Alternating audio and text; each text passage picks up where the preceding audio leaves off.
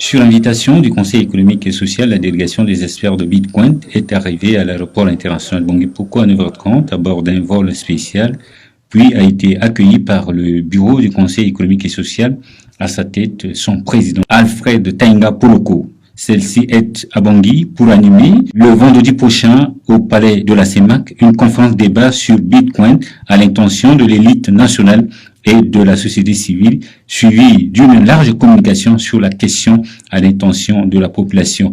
Le chef de mission. Avec la délégation qui m'accompagne, dont il y a 6 ou 7 spécialistes du Bitcoin, c'est pas seulement français.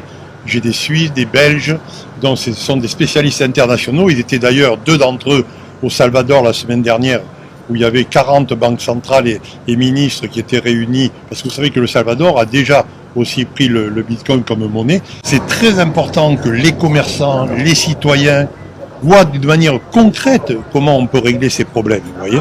Et donc ce que nous aborderons, on peut le dire un peu avant, mais on va s'enrichir d'abord pendant 2 jours de tout ce qu'on aura entendu, mais ce qu'on voudra donner comme axe, c'est de dire, vous êtes un pays souverain, Centrafrique. Vous avez pris cette décision. On est là pour apporter des solutions techniques, concrètes, à ceux que vont poser les questions comme les commerçants, les sociétés, les citoyens.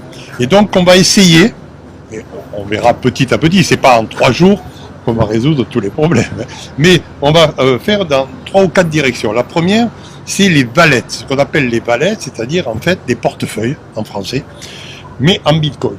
Et qu'on va installer auprès d'une quinzaine de commerçants pour leur faire voir que c'est finalement assez facile d'avoir des wallets en Bitcoin et comment on peut les échanger ici ou là.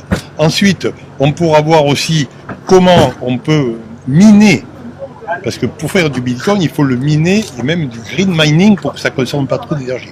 On a des solutions aussi pour attirer la finance internationale à travers ce minage et qui après pourra faire créer des infrastructures ici au pays.